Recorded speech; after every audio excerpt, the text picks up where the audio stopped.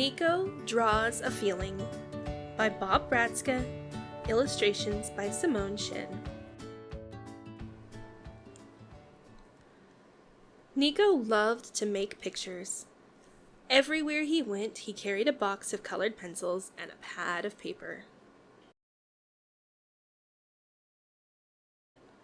Because everywhere he looked, he saw something that inspired him.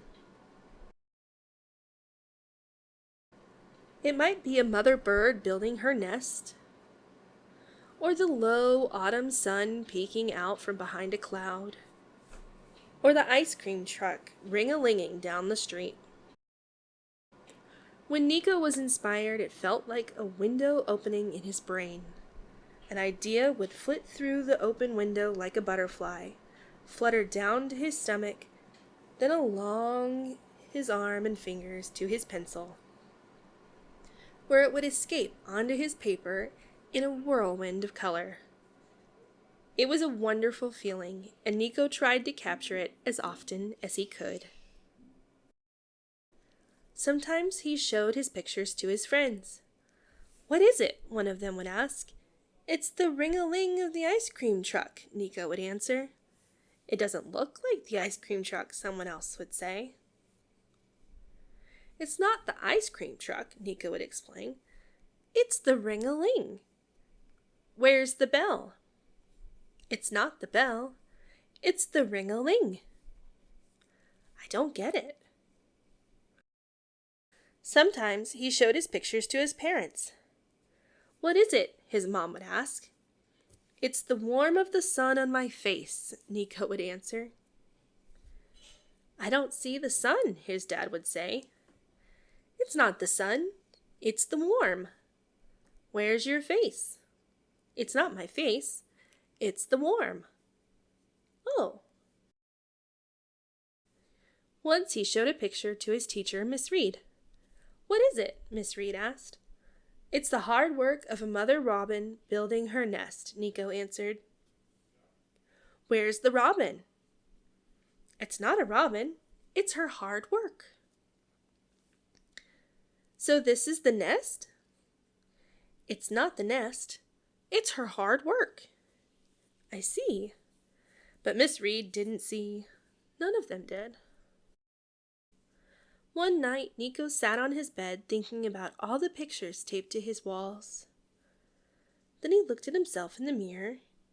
He was inspired to make another picture, only this one he taped to the back of his door, where no one else could see it. The next day, Niko was heading out with his paper and colored pencils when he noticed a moving truck next door, and a girl about his age. "Hi," said the girl. "I'm Iris." "I'm Niko. Hi." "What are you doing with that stuff?" "This? Nothing." "Are you going to draw?" "Well, yeah, I like to make pictures." "Can I see them?" "I don't know," he said. "You might not like them." "But I might," answered Iris. Niko decided it would be rude to say no, so he invited Iris over. When they got to his room, Niko waited for her questions. But she just looked and looked. Finally, after looking at every picture in the room, Iris discovered the one behind the door. "Wow," said Iris. "What?" said Niko. "You must have been sad when you made this picture." "How did you know?" Iris thought. "It looks like how I feel, sad, because I had to move." Suddenly, Niko felt a window opening in his brain. "Can I make a picture for you?" asked Niko. "For me?" "Sure," said Iris. Like a butterfly, an idea flitted through the open window, fluttered down to his stomach, then along his arm and fingers to his colored pencils, where it escaped onto his paper in a whirlwind of color. When he was finished, he handed the picture to Iris. This time, Niko asked the question. "What is it?" Iris looked at the picture for a long time without saying a word.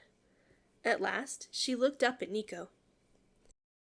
"I'm not sure exactly, but it makes me feel like I made a new friend." Niko stared at Iris. You can see that? I can feel it, Iris replied. Like a butterfly landing on my finger. A butterfly? Asked Niko. I know, it sounds weird. Niko smiled. Not to me.